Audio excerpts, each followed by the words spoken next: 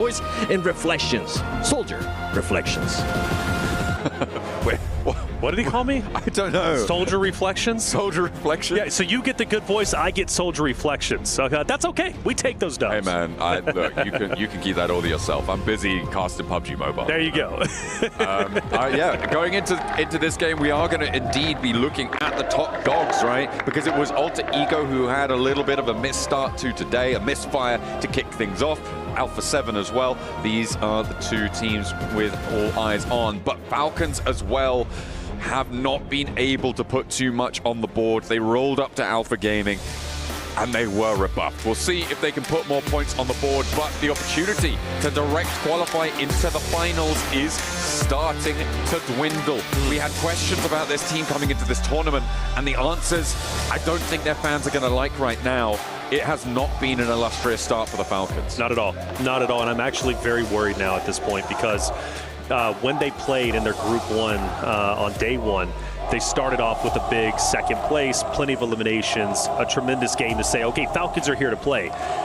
They weren't the greatest on Erangels. They just weren't. And now they move into Erangel. They're already really far down. We're talking 22 points. Falcons have to pull off a hat trick over the next 5 games. They cannot afford to have another bad game. They just can't. They now have to pop off each and every game that starts here. Game number 2 on Erangel. So for Falcons, the home team, they've got to get to work. They need those points. They need them fast. Getting 60 points on 5 matches, I don't think it's going to be doable to push up towards that 80-point boundary that we're expecting.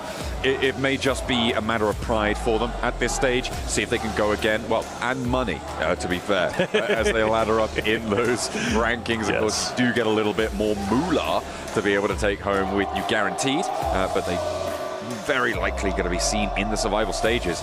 And in the survival stages, that's going to be an interesting dynamic, right? It's going to change the lobby, I think, significantly. When you take out the top 8 teams from somewhere, all of a sudden, the forces that controlled the lobby, they've evaporated, right? Yeah. They've completely changed. It's a great conversation. It truly is. Some teams might be, look at that zone. We'll talk about that in just a quick second. But, man, you know, some teams get very nervous when they see the likes of Alpha 7. Maybe they see Alter Ego Ares doing as well as they are, right? Thunder Talk. And they start to deviate, change their play style. When they're gone, like you mentioned, things start to change a bit. And, well, survival stage is going to be a lot of fun, but very stressful for those teams who are still struggling even at this stage. We look at the zone all the way to the right-hand side. APG, Thunder Talk, we know where they like to go. They like to go towards military. They might run into each other. Kindletrip on the western side bridge might decide to stay there. But early wins, though, for Power, who needs some points. You've got Red Force, who's coming off a tremendous win. They get a lot of points. They are now elevating themselves up into the top 8 potential position. They're well within that zone, could play potentially the gatekeeper role. For others, though, as we know, towards Zarky, Alpha 7, E Arena R8, they've got a relatively long rotate, but I believe they're going to hug on that north hand side of the map, maybe towards Naya. So that side shouldn't be too busy. But yeah, for Noxum Red Force, Power, we got, of course, Alter Ego's Ares, who needs to recover after game number 1. I think they're set up quite nicely. Yeah, they had a little tight drop over towards Milta very early out of the plane path. A couple of teams out there as well, Power and Gamax. And to be fair, if you're going to choose 2 teams to be right next to you when you drop, it is Power and Gamax, who are in 23rd and 24th on the table, respectively. Yeah, and they managed to get all the way up to Lipovka fairly unscathed. We saw Kindletrip as well taking up Ferry Pier away from 4 Thrives, obviously, who normally drop there. We've seen them drop there for the past 2 days.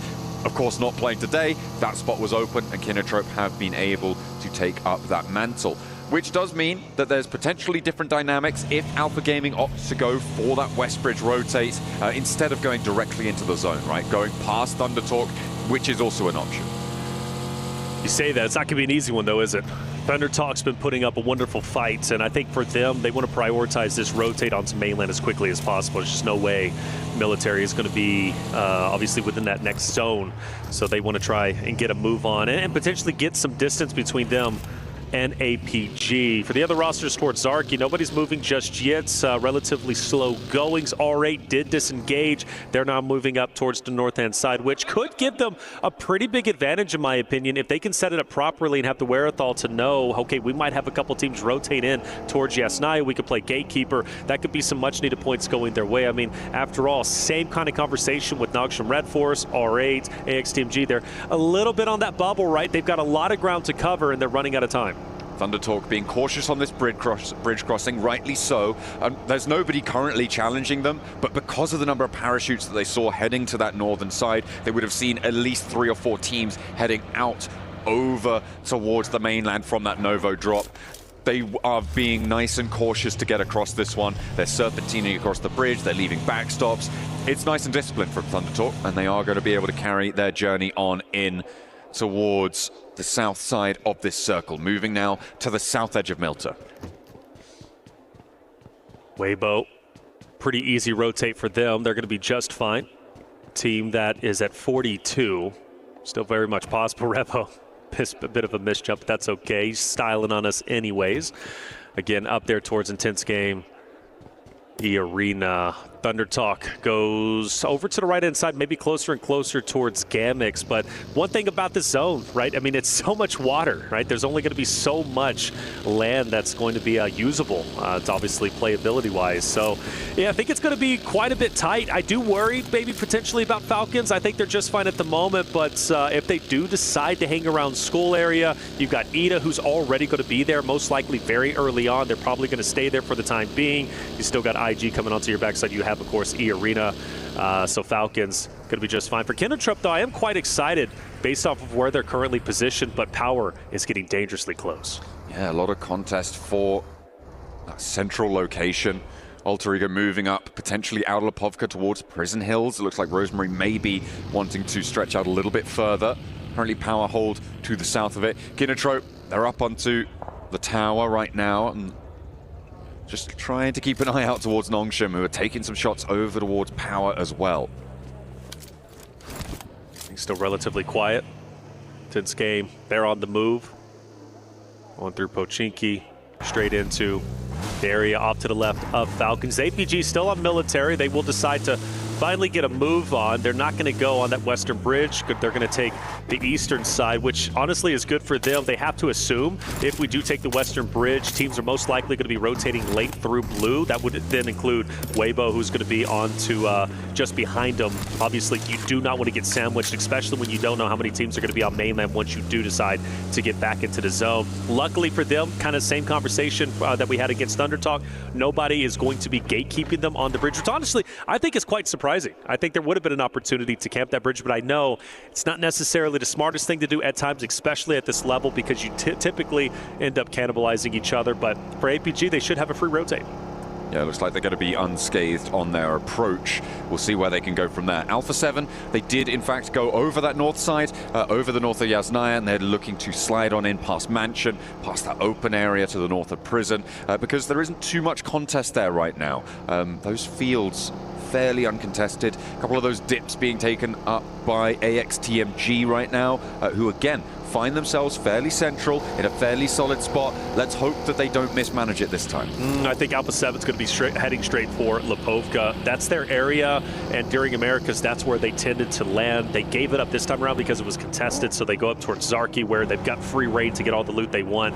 But Lipovka, an area, at least on that edge, they are very comfortable, super familiar with it, and it's going to be tough for any teams to battle them on their home turf. Alter Egos, they're going to have Alpha, who's going to be the, upwards, so he's still going to be a bit separated from Alpha 7, but he should be calling this out and saying, okay, A7, they're going to be up top. Let's continue to maintain where we're currently at. And Milta is currently free, absolutely free. Thundertalk doesn't even decide to take it either.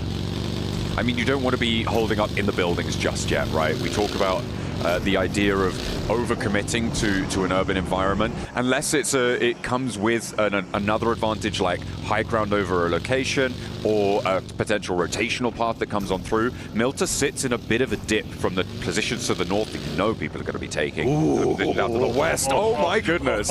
Maybe you're going to go in there now though. Yes. Because it is only when it commits on the side of an urban environment that you want to send in. Look at everybody. That is one hell of a shift. Let's go. Mad Max on the road. Look at everybody just shifting down. So many names, so many teams. Everybody's like, oh, wait a minute. We were not prepared for this. And, well, Alter Egos will take over the right-hand side. And now the gunshots start to fly. Power, by the way, does have a hovercraft. And, well, Rico says, I want to try and take it out if I can. Gamex struggling so much. They're only at 6 points. They've already lost a player. But where they are currently at, maybe, just maybe, they can get a couple of shots and take down some stragglers from other rosters rotating in. I'm looking at Weibo Gaming right now. They've taken an interesting approach to this one. They've sent all the way out on that western bridge to Sosnovka Military Island. They're currently rotating on the north side of the military base. They're going to be coming through on that bridge, so potentially a little bit of a wild card in play here. They could go for an aquatic approach to the mainland too. Looking at Alpha 7 rotating down.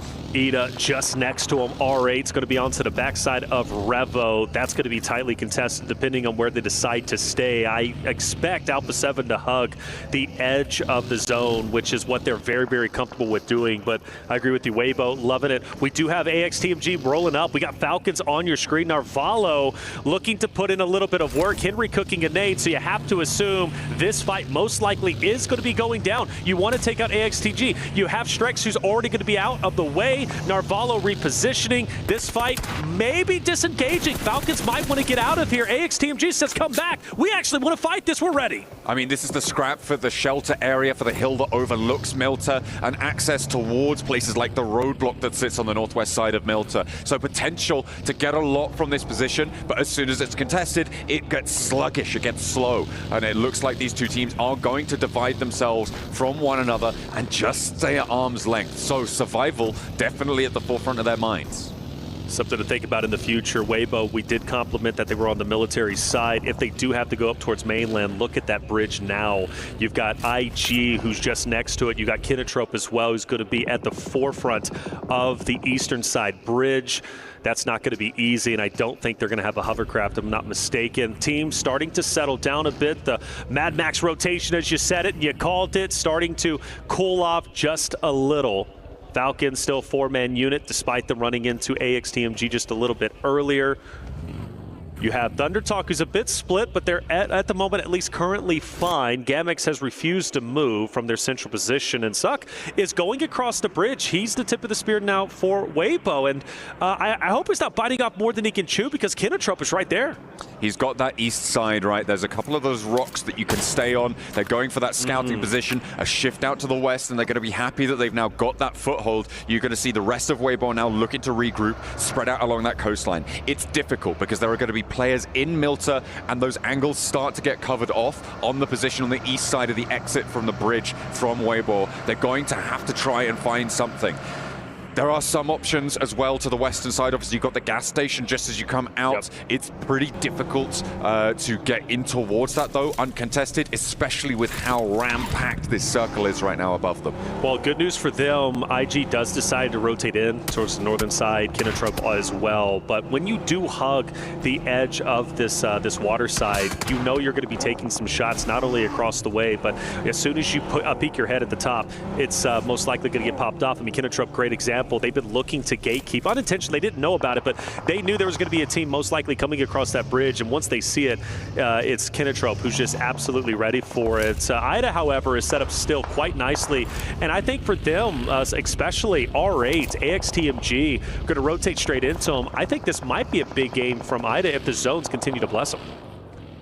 I'm feeling for Alpha 7 right now as well. Over on that northern side, they're having to push out into the blue. We'll see where they try and wrap around. It could be a long sweep out to the west and push in behind Intense Game. We'll have to see, because they've just actually disappeared north from our map feed. And of course, you guys can check out the map feed over on the YouTube channel. Make sure you're checking that one out to make sure you're up to date, seeing where everyone's going at all times. Alpha Gaming losing Doc, though. That's in a fairly pivotal position. That's over in Milta, as ThunderTalk are going to look to push across. Yeah, ThunderTalk getting active. Good to see that from them. They've obviously been a very talented roster towards the top echelon when it comes to this group. Anyways, at 50 points, a very realistic option and chance for them to break into top 8. Squashes down to the zone. Mafioso takes down Ralph from Falcons as they do get active. We talked about them having to rotate far up north. Taking down Falcons here would be big for them. Obviously, Alpha 7 still wants to be the champions once again. Taking down the home team this early on, stopping them and stopping their chances essentially after game 2 for top 8 would be massive. This is so nasty for Falcons. They managed to get that first knock. They do a lot of damage, but now Redox is isolated. Novalo's isolated. Koa's out in the middle of nowhere comparatively. He's over the road, back where we saw them before, up towards that hillside.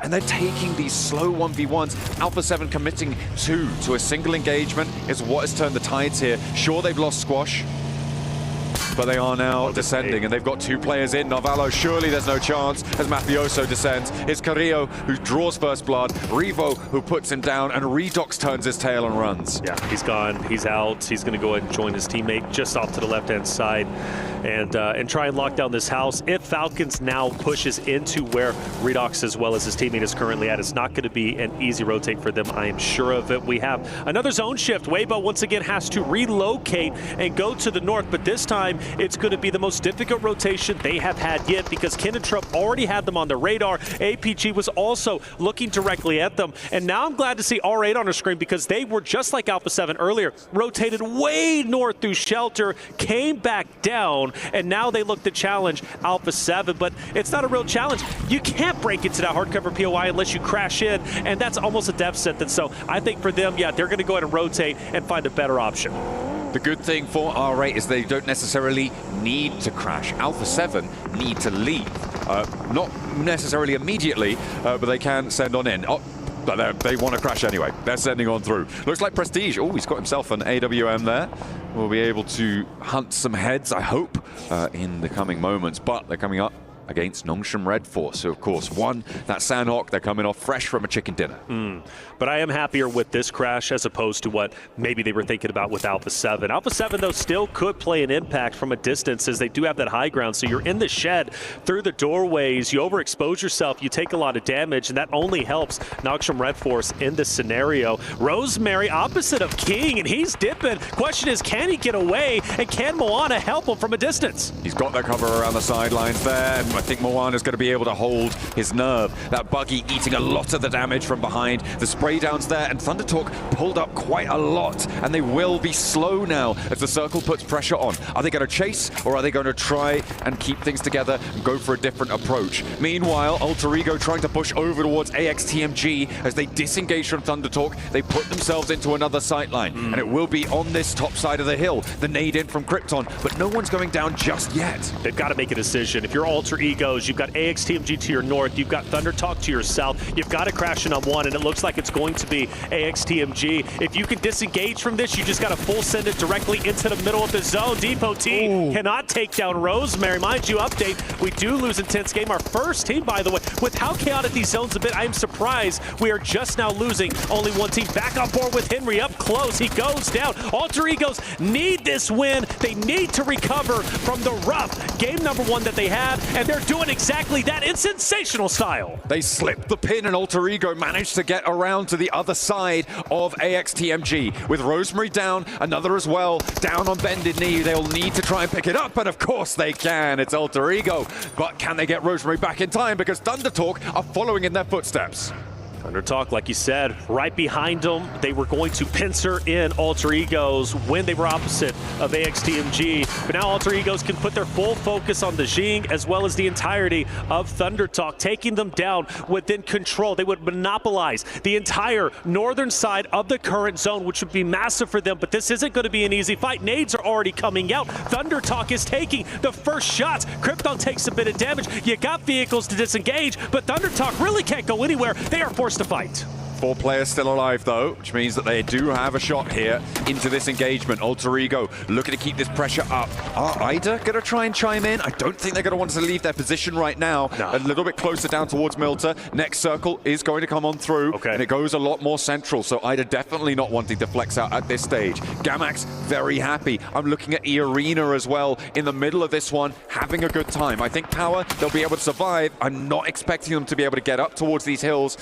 But then again, and this is going to sound mean, it's Gamax in their way. So it might be a little bit easier. Might be a little bit easier, right? And Gamax hasn't moved, by the way. That's been one of their things that's hurt them so much, is their inability to make a conscious decision of, this is what we need to do. Let's make an effort. Let's push up. But granted, I will say they've been center zone. Where they're currently at and how they're playing is not bad according to how the zone currently looks, because theoretically everybody's going to have to rotate into them into center. So maybe they could pick up more eliminations in the future. But right now at 6 points, you got to think teams are most likely going to bully them and push in. For Thunder Talk, AE, they have to push out, and Alpha 7 is also skirting around relatively close to their vicinity, and once again Alter Egos might be getting pincered, but this time between Thunder Talk and Alpha 7, so taking down Thunder Talk now is imperative.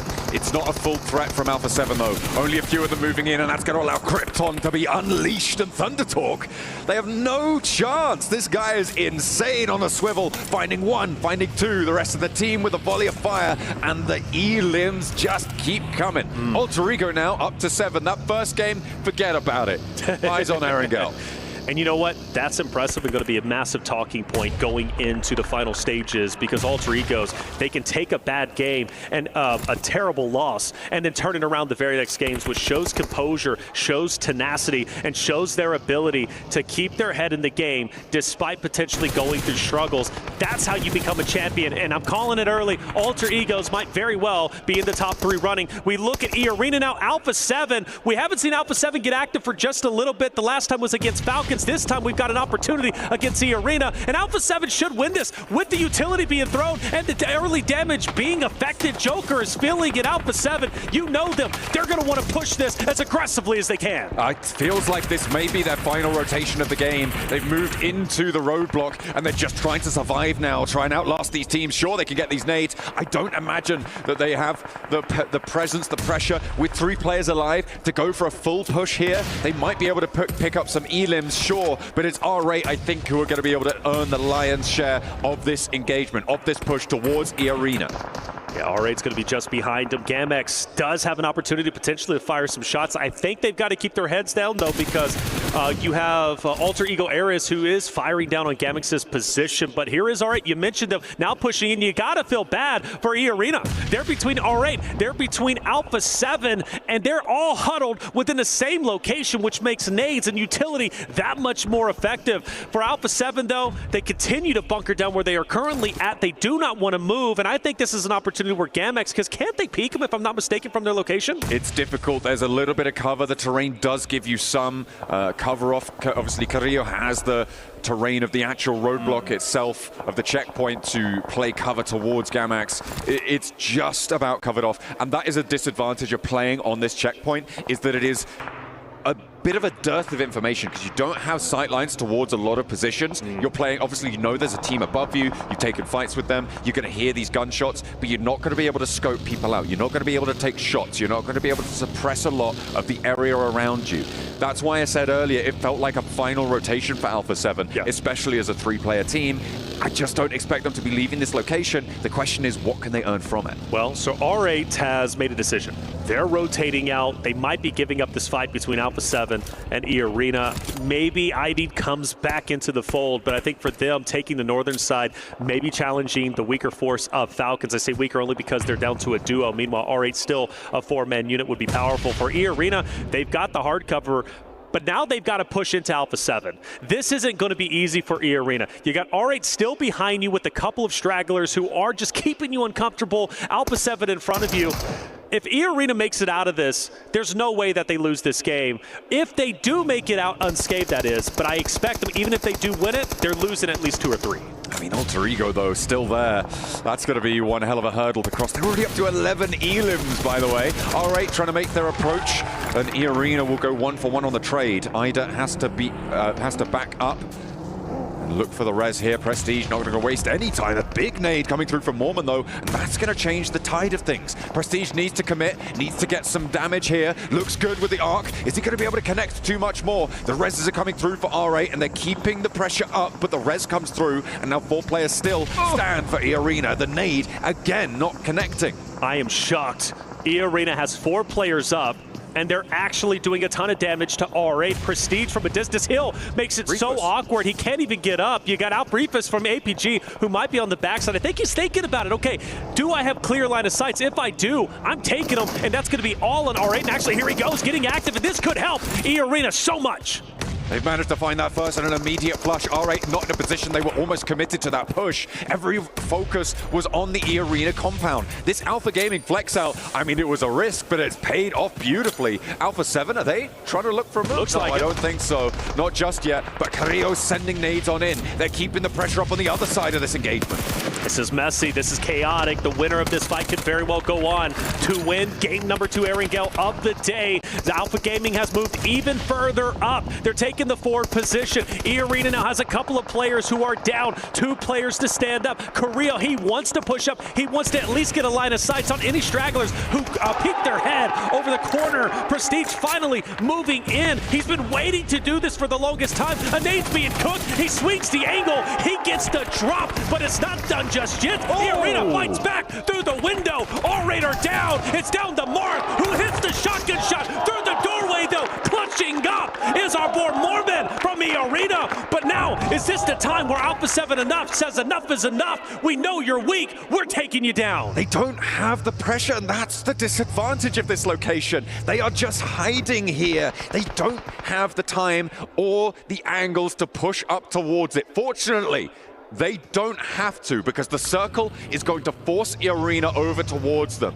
They have got that top shot going over their heads from Gamax to suppress E-Arena's rotation, and even further behind them, Alter Ego have those shots. It's going to make E-Arena's approach really, really difficult. Power trying to leave Milta as well. The options are shutting down now for E-Arena. Hovercraft for Power, by the way. They still have it. We'll keep that in mind. That's going to be so valuable in these open in-game fights. For E-Arena, astounding performance. 4 alive. We cannot discredit how amazing that is, getting pincered between R8, having APG also moving in on you. The fact that they move out with 4 is something I was not expecting. If Joker can somehow, some way, get on top of this roof and look down on Alpha 7, E-Arena could make a play of a lifetime and push even deeper into zone, but he's already taken damage from the distance. That's Alter Ego, and even with that high ground advantage, you just can't take those angles.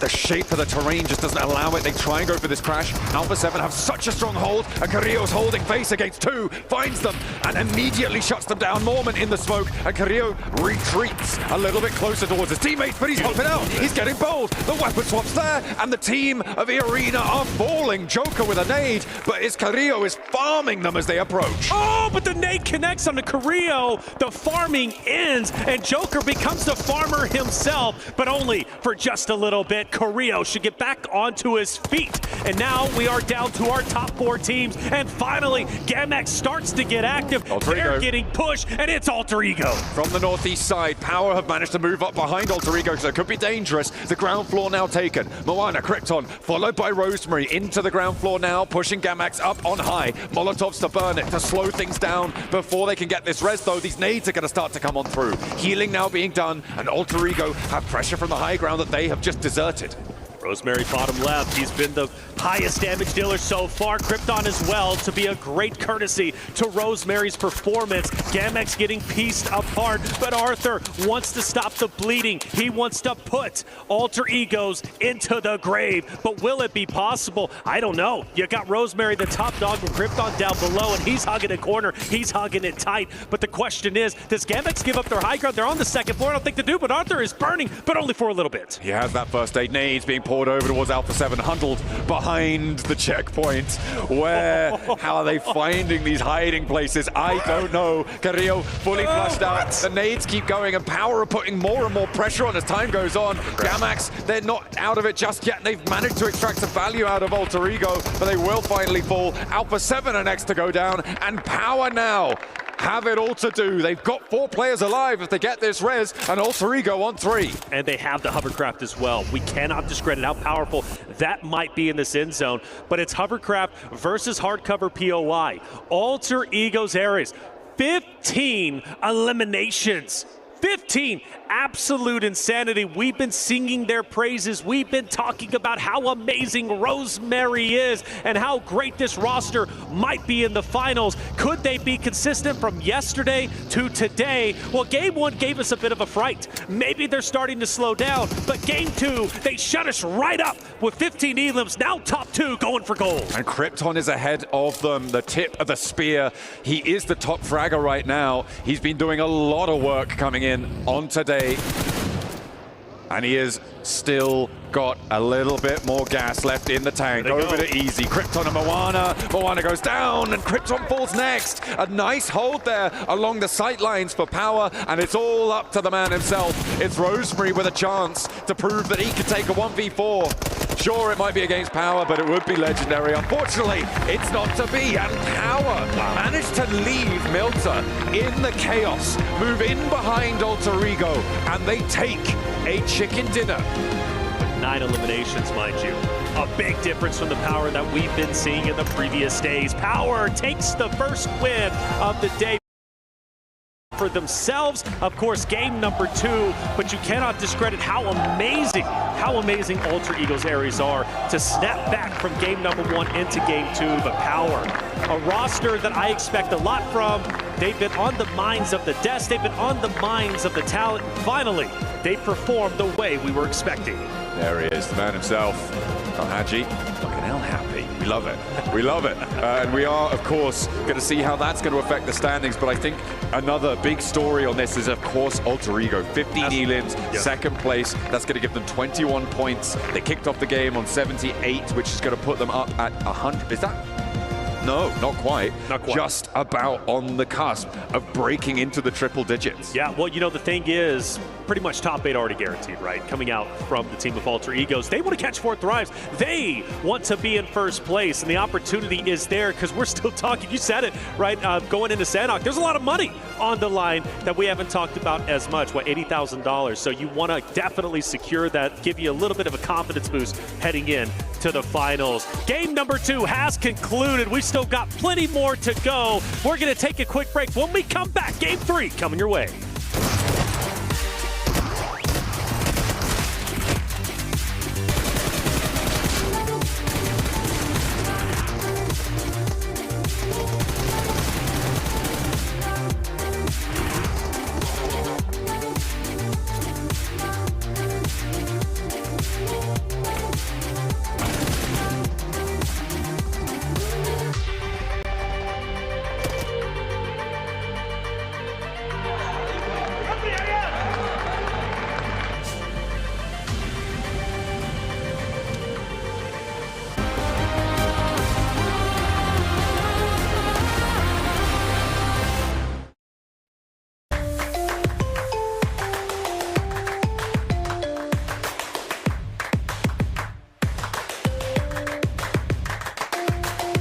Level up your gaming experience with over 8 billion playlists, only on Spotify, the official audio streaming partner for the 2025 Esports World Cup.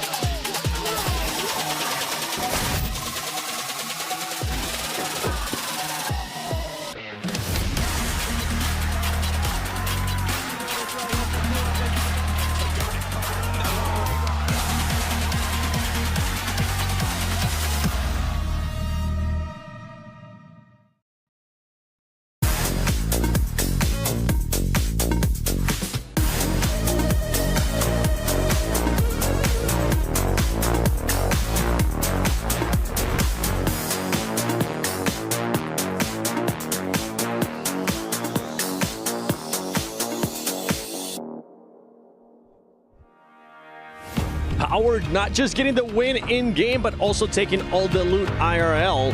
This team, I mean, they ended up using hovercrafts to their advantage there, Max. I mean, you play in Milta, you're right next to the beach. Guess what drops over there? It is going to be the hovercraft. They got it. They had full control of the hovercraft pretty much from minute 1 of this game until the very end of the match, and it allows them to apply so much pressure onto Alpha 7, onto the side of Alter Ego to confirm that game. They were quite passive until the very end of this match, right? But they were just holding onto their resources, and you can't really fault them for that because you were in circle, you were in a compound. You just chill. You're chilling out. Yeah. Which is fine, right? And I'm glad that the MENA region starting to react here for me. As I was calling them out earlier, I wanted to see a little bit more. We were scared that this might have been the play. This might be a turnaround. I don't know yet, though, because there was another team. R8. Yes. A lot of third partying from the squad. So much, and I really enjoy how they used that as momentum, right? They had a big old third party over in Farm. That was a really good thing. They were able to eliminate, I think, both of those teams and just use that as momentum to just wrap around onto the western side. I mean, we saw Damar go way up to the north in a scouting position. That was really nice to see from them as well. And I thought, hey, they could actually win this game off of the back of that one third party, just using that to just go full send and try and control as much as possible. But we did see that they kind of slowed down a little bit towards EA. Yeah, I mean, they did try to go for another third party there onto E Arena and Alpha 7. The thing is, the fight didn't fully begin. And the issue with that is that then they were forced to wait on the edge because they were nade range, they were getting pushed on back, and off the back of that, they just keep getting forced against the side of the blue. And unfortunately, that's the main issue with third parties. When you are delayed significantly, you're then forced to go into a fight you just don't want to take anymore. And because of that, R8 were not able to go the entire way. The first third party, amazing. Second one, a little bit lackluster for me. It was a bit shaky there. And then on top of that, I mean, you had E Arena Sakura just popping off through the smoke. 2 players, 1 shotgun. He made it happen. As we're going to be taking a look here at the match ranking, Alter Ego Ares, even though they didn't get the win, this team was just absolutely dominating. 15 eliminations, 21 points total there, Max. We really need to talk about Alter Ego right now because take your time. They drop Lipovka, they go for wide rotation into the side of Milta Power, go back up to the mountain of Lumberyard, eliminate, I mean, every single team on Lumberyard. I think that 11 eliminations the moment they start to leave Lumberyard, go for the push onto GMX's compound, and that's keeping in mind that the circle just kept shifting away from them. Like, this is not a gifted circle win that they could have gotten. No, they had to fight for it tooth and nail the entirety of this match. So Alter Ego, man, they are bringing the heat just like yesterday. And one thing I really enjoy about Alter Ego, Neptura, was how quickly that decision-making with the fights ended up happening. It allowed them just to get so much control of the circle, especially towards the north, even though the circles kept going away from them. Yeah, I think it's something that we're really enjoying seeing is just their timing. They're able to just make a decision very, very quickly. And so you're able to spot that information, first of all, spot it really quickly, make a decision based on that, and then go for it all in the span of like 5 seconds is really, really important, especially when you get to this level. And for Alter Ego, I mean, with 15 eliminations and a second place, it's exactly what you want to see.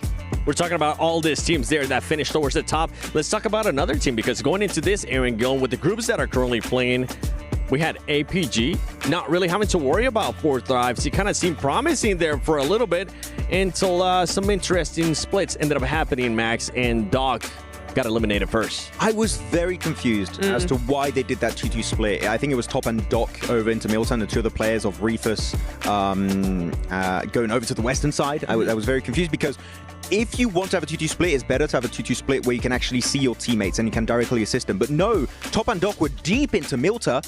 Thunder Talk come rushing right into the city, get a 4v2, the easiest fight in the century for them at that point. It was just so easy to execute. And then they're just down to a duo at the very end. So again, I like 2-2 splits, but the way they did it there just makes very little sense to me. I want to see them just maybe a little bit more tightly knitted together in positions like a city finish like Milta. No, I have to agree. It is interesting that you see that you've got Top and Doc there. That's the duo that seems to be coming up again and again, right? That's the new fragging duo. So you could see how they might put a little bit too much confidence into the fragging power of that duo to send them into a weird angle, a weird split. But yeah, you're right. Once you get run over by, 4 players, it's not going to happen, especially with the momentum of moving in, crashing a building. There is momentum in that. And so that's where you're going to see them fall down. Well, we're talking about all these teams now. I want to see what the overall schedule's currently looking like, because Alter Ego, did you do enough now to be in second place? And they did. Oh, what a performance by this team. And I mean, they still have 4 more games to go. Look, it's looking scary there for 4 Thrives. They might end up catching up now with Alter Ego at 99 points and 69 eliminations. Nice. How many points are they going to have at the end of today if they maintain this kind of momentum? 130. 130? Yeah. I was thinking that would, the fact that they would do a massive gap like that, and 4 Thrives still had an amazing group stage, is a very big statement at the very start here at PMWC.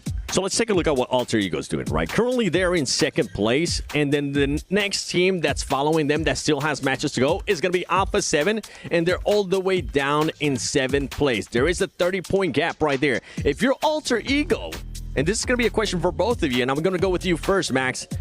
Once you end up passing 4 Thrives, do you maybe want to hinder the performances of some of the other teams that might be struggling, or that you might make it a little bit harder for them to get to grand finals and force them to go to survival stage? I don't think you even have to overtake 4 Thrives. I think you start doing it now. Reason why 4 Thrives not here, right? They're not playing. What's available? Western Bridge. Where do Alpha Gaming like to rotate? Western Bridge. Would they expect it? Hell no.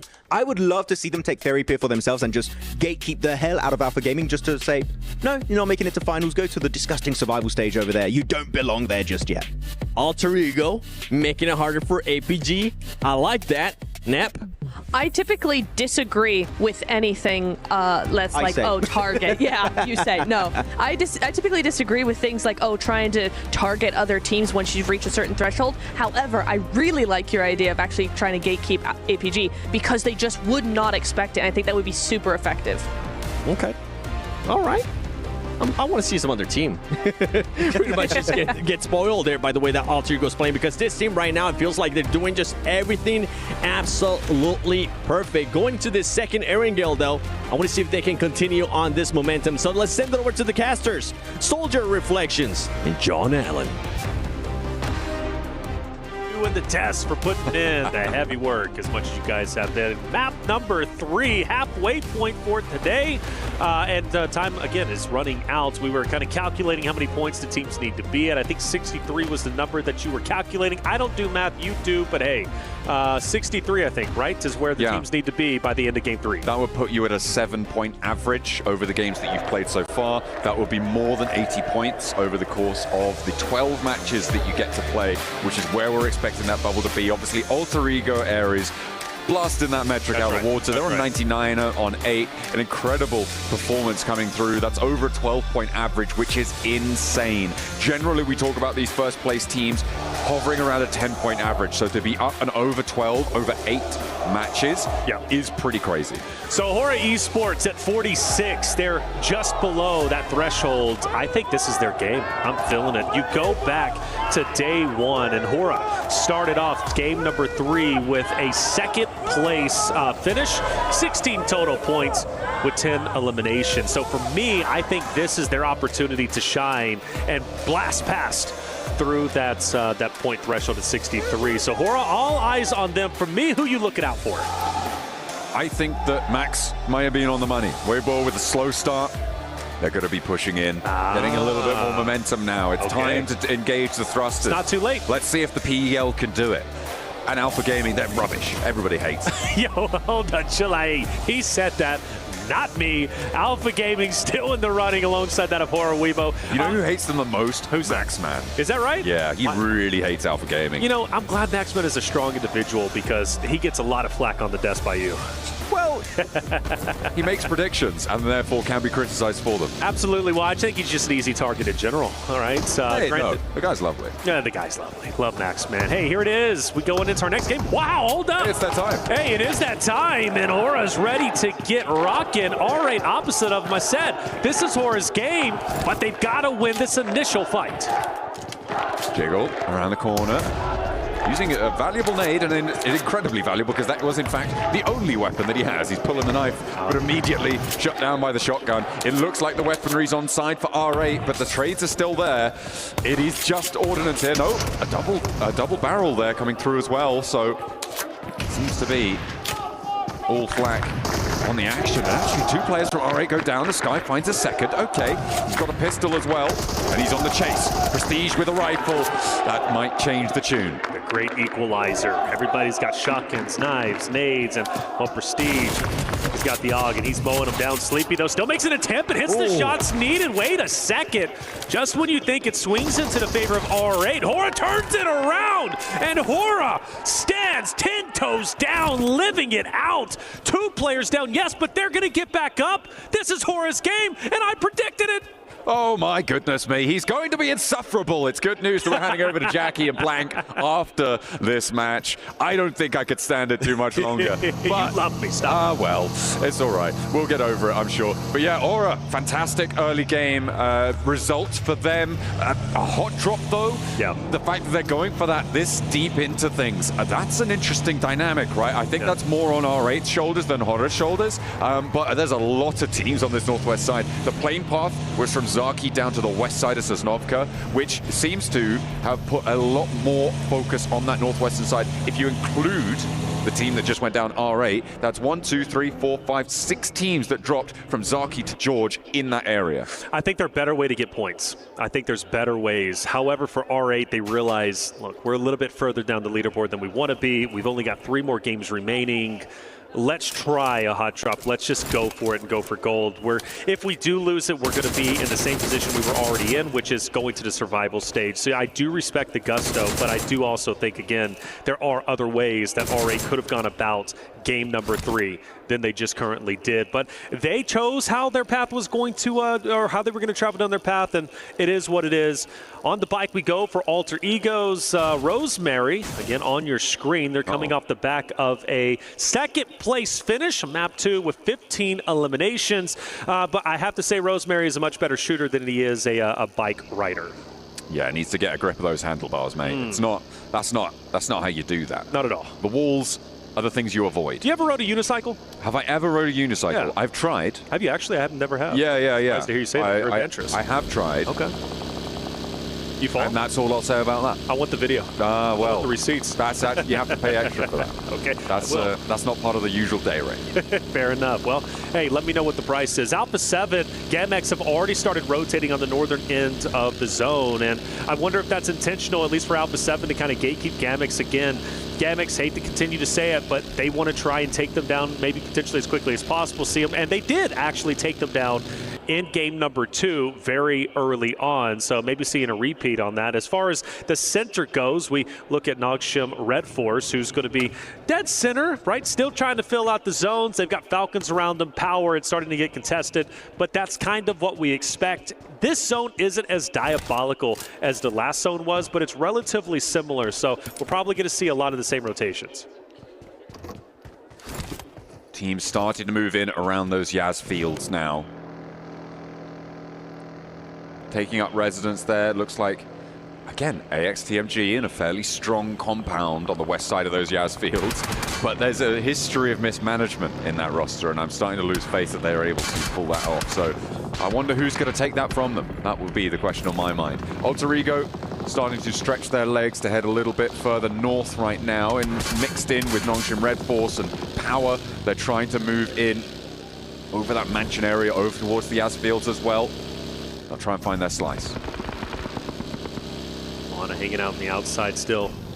You said trying to find the slice. Where's it at? Where do they stop? Well, I don't think they know just yet. Maybe circling Power is just keeping that pressure on. They'll take a little bit of damage, but for Easy, is Easy isolated? I think he might very well be. The rest of the Power roster seems to be off in the distance. I don't expect anybody to crash in on him. Yeah, so Power is going to be roaming. Easy keeping that compound, maybe trying to keep it in check, maybe keep a presence there so nobody pushes into him. I do notice, though, Falcons is getting dangerously close. Yeah, they will try, I'm sure. I'll try their luck. Power on the God compound overlooking that mansion area. And over on the east, they're going to be difficult to displace there. May have a team rock up and play neighbor on that north side of the ridge, but we'll have to wait and see. Ida as well now, a late entry towards the circle. They dropped down towards Military Island earlier on in this match. They were split on the west side. They got off of the military island earlier than APG did. And Weibo Gaming currently not challenging from Primorsk. They are a little bit behind that rotational speed. Mormon, good shots on a silence up ahead, but not enough. He has to go down, unfortunately, as he does get shot in the back. But again, just trying to say, look, this is our spot. You need to go somewhere else. See Arena coming into the vicinity as well. For Ida, I think they're going to make this handshake agreement with Weibo, maybe disengage. Actually, Weibo, let me pause that. Western Bridge starting to see some activity, I think. APG decides to move across it, and Weibo might be tempting to gatekeep them depending on how they go. I know they're in the vehicles, but APG being behind them, I'm curious once they do get to Pochinki, what Weibo decides to do with APG. May just be able to extricate themselves. I mean, they are about 400, 500 meters apart from one another, so not necessarily going to come into contact just yet. Alpha 7, fairly split right now. They sent Revo in to have a look, get his nose, and poke it into some business. Right now, down towards the south side, towards Kinotrope, towards Power. APG going for the regroup. This is out in the blue zone, so they are starting to tick down, but it is stage 1. They can chill out a little bit. They should have plenty of meds, obviously looting up in the military base. You're going to have basically as much as you want in your backpack. You can see the level 3s across the board for Doc. They will have whatever they so desire. I'll be keeping my eye out on Nogs from Red Force. They've got this 2-2 split still, and Falcons has been right in between them for the longest time. For a moment, I thought they were right on top of each other. Very, very close. Doc starts to move in with his teammate. There's Weibo finally starting to make their way over towards school. APG still behind. I think that fight is going to unfold. I'm still feeling it. Weibo, APG. Obviously, time will tell how that ends up unfolding. And then Alter Egos and Alpha 7 could be a fun fight to see. And then Thundertalk moving in, who's going to be opposite of Kinotrope. They've got history. Thundertalk, Kinotrope, Alter Egos, all within that same area. That right side of the map is super scary. There's a lot of open ground. This is a Yaz field circle here. It's just so open out there. The Falcons have managed to make their way up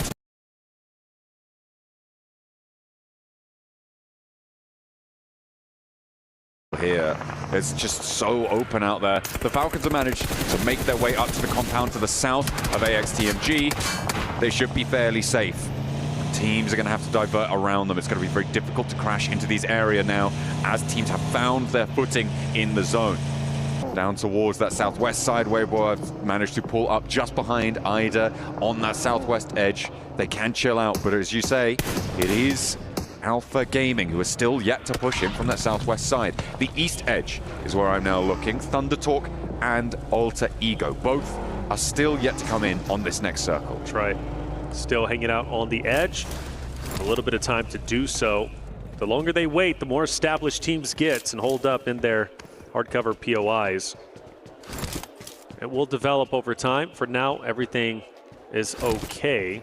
Obviously, we lost R8 a little bit earlier. Alter Egos did lose one a second ago, but at least for the time being, they're going to be okay. So APG does start to get close, and Suk is going to be kind of isolated out there with his own vehicle as APG starts to close in. Team Falcons start to fire a couple shots off in the distance, and we now start to see what Alpha 7's going to be up to. And yeah, Thundertalk are moving in. Revo set the trap, and here come the shots. Thundertalk rolling on in. Revo immediately clipped off the eaves of the roof. And it is going to be a 1-for-1 trade. King looks a little bit more resable, though, as Revo's going to have to try and drop down towards Carrillo if he wants this res. But the rest of Thundertalk not going to sidle in. Okay, Mafioso goes down as well. Oh, that is nasty. As AJ cooking the nade, he's up onto the second floor. Carrillo turns the corner. There's an off angle that can suppress his corner as well. So it is a dangerous choice. Squash up onto the top floor, but Carrillo falls as well. AJ perfect with the nade, and now just one of Alpha 7 remains. It's Squash. He's pushing on the upstairs, but sees the fire, licking at his ankles, and they've given them the old topsy-turvy turnaround. AJ's back with his team. Now Squash is a slayer, and he's been known to clutch up, but in this moment, is it too tall of a task?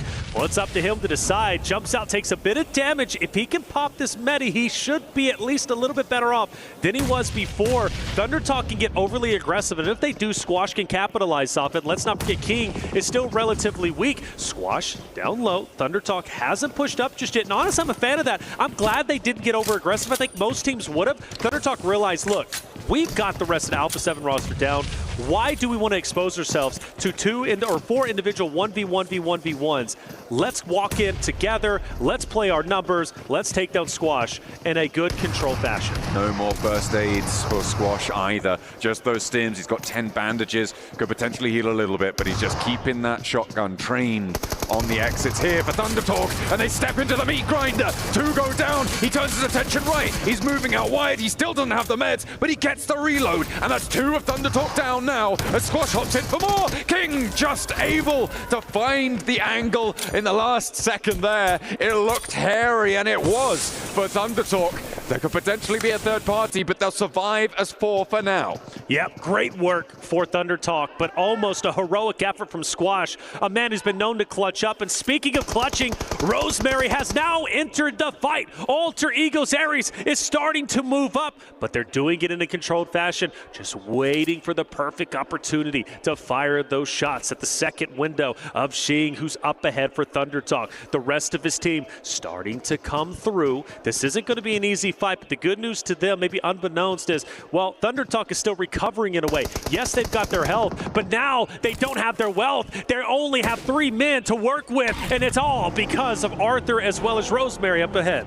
That is exactly what they needed to find there for Alter Ego. They didn't want to commit with the blue zone pushing in. This circle was just going to be too much of a threat to them. But now they're trying to roll forwards, and I wonder if they've taken too much time to deal with ThunderTalk here, and Gamax have extended their influence from the south side of Yasnaya Polyana. Losing 2, well, they lost 1 earlier in this match to Nongshim Red Force. So losing another leaves just 2 players alive. Rosemary and Moana, let's see what they can get done. They have, of course, I believe, if that flush comes through against ThunderTalk, that would be their 100th point, but they haven't managed to earn it just yet. Not just yet, but you know what? They're getting close. We just saw Power take down a member from Intense Game who is very, very low on the standings, coming from the Americas region. Actually, the first place team from the Americas region trying to break into top 8. I don't know if it's going to happen. They've got a lot of work ahead of them, and they're going to have to do it with just 3 men. ThunderTalk rolling past Gamex. Now, Gamex is a team that has been known to just kind of pump the brakes, not lay on the trigger, and it looks like they're doing exactly the same here, or maybe setting the trap. You do got a Gamex member who's going to be up ahead, but the question is, will they finally attack? One of the things about them is they like to sit on their hands a little bit too long.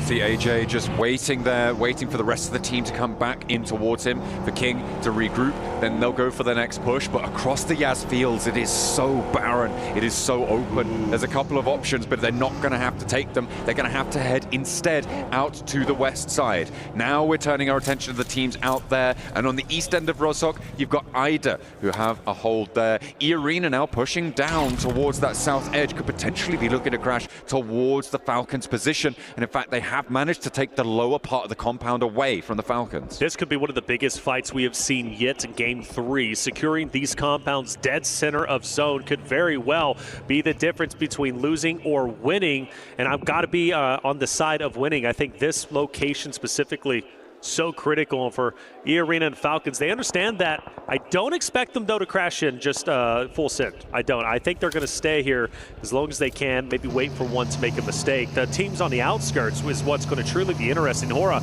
being one of them, moving past Kinatrop, maybe going straight into APG. They're going to stay in this little divot, however, but they do got a lot of company surrounding them. Yeah, it's one of the few locations that you can really play here. Unfortunately, they've got neighbors, and the nades just tumble on in from Kinatrop, and Ora suffering heavily.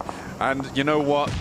I'm going to bring it back up. You predicted them Stop at it. the start of this match. You predicted them right at the start of this game. And now look where they are, in a ditch with nades on their head. They're still alive, okay? They're still alive and they're still putting up a fight, but maybe not for long. Kinatrop stayed in the grass, stayed in the weeds for the longest time and allowed Hora to push straight by them. And then they spring the attack. It's quite literally the perfect scenario. You got to think Kinatrop was waiting on a team to take that divot, take this piece of real estate so they can turn it into a mini red zone and just throw as many nades as possible. And, well, sadly for Hora, this might be it, and it will officially be. They're the second team, or excuse me, the third team that has been eliminated. But now we shift our attention to ThunderTalk versus Kinotrope. Doing a lot of damage to that hovercraft there, and they will actually be able to take it down here for ThunderTalk. Getting rid of Kinotrope's hovercraft may allow them to move forwards. That's what they're going to look for here. They're playing as 3. They lost one on the rotation, but they're up to 6 elims now, and they want to try and chase towards that 63-point boundary, which would look you healthy moving into the next matches. Side note, Alter Egos have taken a long rotate through blue, maybe going behind that of Gamex. We do hop on board with them as Gamex is going to try and gatekeep them. They're going to fire some shots. Alter Egos have had a tough game. And with Moana dropping in blue and Arthur firing some shots, fortunately he's going to be finished off. And now it's left up to Rosemary, a solo fighting against the entirety of the world. There's so many players still left. You have to think Rosemary has not much time left in game 3. He's going straight towards Nongshim. He's dead. 10 seconds. 9, 8, 7, 6, 5, 4, 3, 2. How do you not connect that? Oh, and he gets a crate too. I would have been dead on if they weren't terrible at spraying that car down. I'm angry at Nongshim Red Force now. Fair enough. Well, hey, they're my enemy. It's okay to be wrong. Okay, it's okay to be wrong. You were what, 3 seconds off? Wrong Shim Ned Force. Red Force. Okay. Well, Rosemary's still up. Punchmaster himself. Zone shift taking place relatively shortly. We know for a fact the Arena Falcons are going to be just fine where they currently are, dead center of the zone. They're still going to be within the next zone. Absolutely. There they are. They might have to rotate probably maybe next zone, but for now, they're doing just fine. For everybody else, well, you got a couple of teams. Gamax, who has been doing quite well this game. I got to give them credit. Ida, but Power, IG, AXTMG up on the top on the north side. It's going to be quite contested up there, and still you've got Kinotrope, you've got ThunderTalk and APG all within that eastern side of the zone, still waiting for this fight to conclude. ThunderTalk can't really make a move. Kinotrope has to kind of stay low. And Ida, surely not. Are they rotating into Gamex and maybe even behind Nongshim Red Force? I think that may be the approach. I mean, it's difficult to go past Weibo, potentially looking to push in on across the road. Okay, they may be going to that ditch that Rosemary was trying to play around, I believe. Or was it the other crate? I'm not entirely sure. Either way, yeah, they're just going to try and insert north of Gamex, so they're not wrapping behind them. They are just looking to try and get across the road here. This standoff on the south side of the Asfields continues between ThunderTalk and Kinotrope. There's 3 players alive for ThunderTalk, all 4 players alive for Kinotrope. It looks like they might be dry on nades, otherwise I imagine we'd be seeing some lime green art. Mint green? Not sure. Mint green. I like mint green. I would say that's relatively close. Kinotrope, keep your head on a swivel, man, because I'm seeing some cars revving up. I'm thinking a push might be happening. They want to get this fight done and dusted and take them out. And the car does full send it in, it seems like, right? ThunderTalk, actually, hang on back. I thought I saw a car going straight in, but we don't. So for ThunderTalk, still okay. I only see 2. There's the third king off in the background. He wanted a vehicle. Okay. He's just grabbing that back into control, making sure they have a multi-pronged attack if they want to go for this one, because it is a 3v4 crash. Not too much assistance going to be delivered from off angles here. Maybe a chime in from AXTMG if Kinotrope don't keep their heads down, or if ThunderTalk get a little bit too bold. The nade's opening up. Imagine the players are going to try and follow this one in. They'll know now that they're playing towards the back. Another bouncer, that's a stun over towards the back lines there. And that's why you can't stand up too much. That comes from across the way. That is AXTMG. Push is finally in. AJ surpasses the hill, gets taken down immediately. Kinotrope knows the push was coming through the smoke. They were ready for it. They capitalize. AJ could still get back up, surprisingly, but Sitting wants to push in. He really does, and he's been hinting at the bogey push. It would be epic if he rolls in and runs over several members of the team that they've been fighting against for the longest time, of course, that being ThunderTalk up ahead. The thing is, and I default to you, John, I mean, neither team can disengage in this moment. Like, they just got to continue to bump heads. Yeah, it's a really difficult position to be in for both of these two teams. Those ditches are really tough to deal with. A double spray down there from Darkin, though. Has the backup of Emre, but he has to hit the deck and will not be able to assist anymore. Darkin goes down despite his gargantuan effort that he was able to put in. Another nade sent in from Arthur. It doesn't quite connect onto Emre. Sook, by the way, for Weibo, has just been in the middle of this circle like a turret. He's been taking shots over towards Thunder Talk, now down over towards Ida, now over towards Gamax.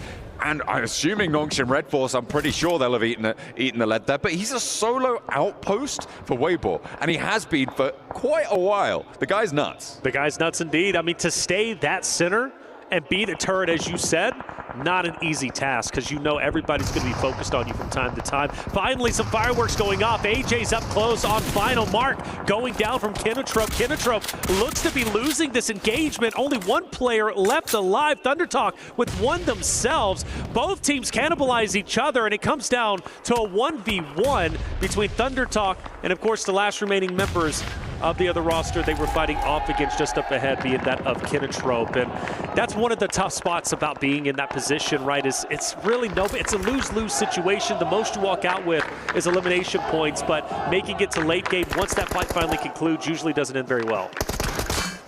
Crawling on over. Now AXTMG, they flexed out. They're moving on up.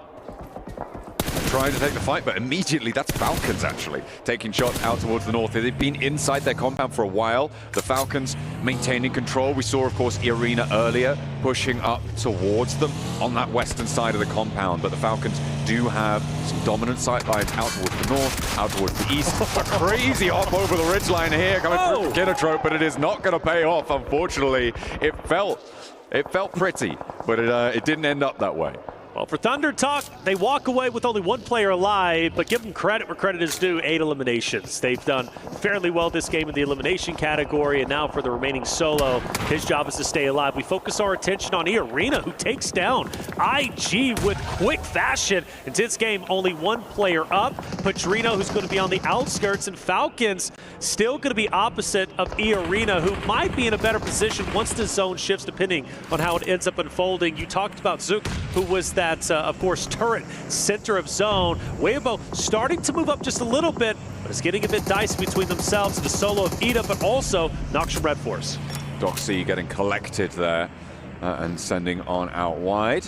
For Nongshim Red Force, they're going to try and regroup over towards this approach towards Sook, who's finally getting pushed off this hill with Alpha Gaming starting to poke their noses in. Oh, wait, no, take it back. It's just repositioning so he can hold the hill even better as they come on through. Ida do fall in this game as well, which means that now we're down to just 6 teams remaining. An immediate knockback onto Reefus there from Nongshim Red Force. All right, APG have to get him back onto his feet if they possibly can. A 4-man unit here would be powerful. Everybody is basically a 4-man unit outside of APG unless the res does come through. Zook still dead center of the zone. Nongshim Red Force, great shots onto Weibo up ahead. Now the question is, how much value is Zook going to provide when we see Nongshim Red Force decide to push in to the 3 stragglers on the left-hand side for Weibo?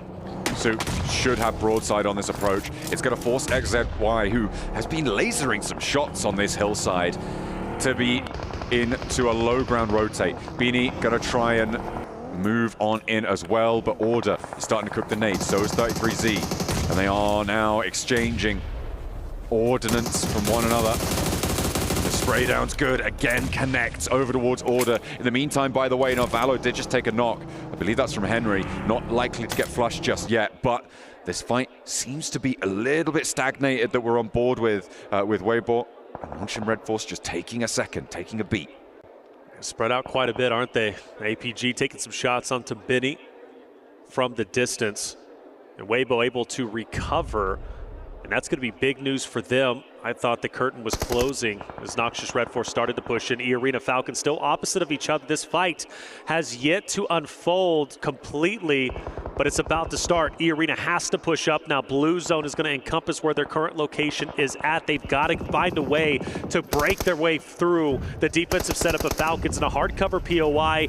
In my opinion, I think it's going to be an impossible situation, but we go back to game 2. I thought they were stuck between a rock and a hard place in the hardcover POI they were in, and they broke free. Is this time going to be any different? It doesn't feel like it. There is a position ahead of them that has control over their sightlines, that has a really solid spot. The only thing that could change it is AXTMG. If they roll up towards the Falcons, there could be a third-party situation here that could go pretty much either way. So we'll have to wait and see if that's going to come into effect. But E-Arena, they get the res, and they're looking to try and push up these hillsides. They've managed to actually get fairly far around on the northern flank of this ridgeline, around the Falcons' foothills.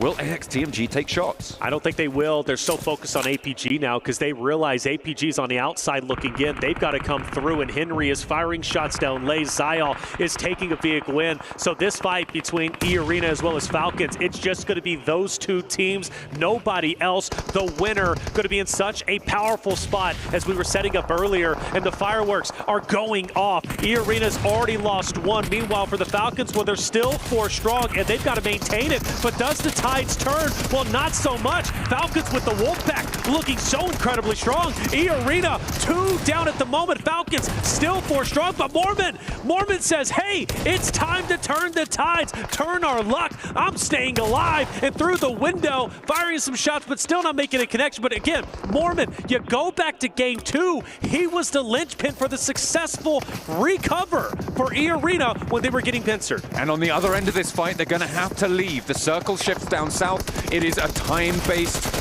situation now as well. Koa holding his nerve for 1. Turns back his attention to Sakura. Will be able to find it. Redox deserts him, goes down to the rounds of E-Arena, and he is not long for the same fate. The Falcons fall, and E-Arena make the crossing, but at the cost of half their roster and a hell of a lot of time. Noxious Red Force now pushing up. You've got AXTMG off to the right. Noxious Red Force have been a team on the outskirts. Now it's time for them to get active. 6 eliminations. They're going all the way. 4 teammates still up. They're the healthiest roster so far, but I do appreciate E-Arena going back to them staying alive, even though they only lose 2 members. Time in and time again, we've seen them get into these tough situations, tough spots where they have to push forward and take over a location, and they've been successful. I've been so impressed with E-Arena's performance. Order, nade over towards Mormon, and Sakura does connect. And the blue zone will be pushing them in. Weibo losing Suk, who was on that turret swivel. And hey, you know what? We came into this one. You said you were looking at horror. That's it. Do you know who I said I was looking at? You didn't say anybody. I said Weibo. Oh, you did? Well, you said it because Maxman said it. No, I said it because he said it at the start of the day, and I believed him. I agree. Just because I agree with something Maxman says, I know it doesn't happen often. No, it actually happens like all the time. It's crazy. He knows what he's talking about. Well, but I feel like they have got a chance here. I think so. Nongshin Red Force, okay. However, they're looking pretty hot as well. Weibo open the bidding, and it looks like E-Arena is going to be suffering pretty heavily here, although they haven't managed to see him. Uh-oh. One still alive. One still alive, one looking to thrive, and finally E-Arena are gone down top 3. AXTMG, Weibo, Noxious Red Force. AXTMG taking heavy losses, and they are going to be out now down to the top 2. It's going to be a 2v4. Noxious Red Force looking to potentially have a tremendous day so far. They won game number 1 on Sanhok. They're looking to take game number 3. They are rocketing towards the top 8. They are rocketing their way up the standings. They're already at 9 eliminations.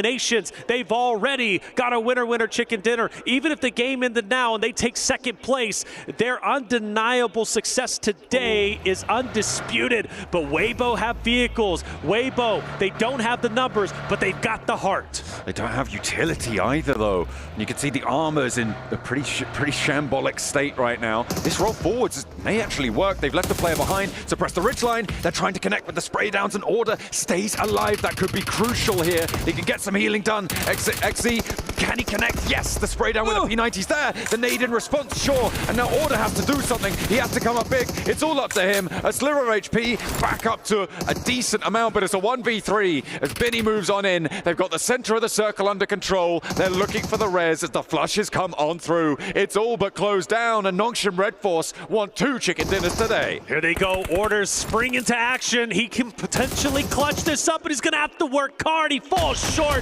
Weibo finishes 2nd. And Noxham Red Force finished the Game 3 with a winner-winner chicken dinner, 12 eliminations, making it their second win of the day.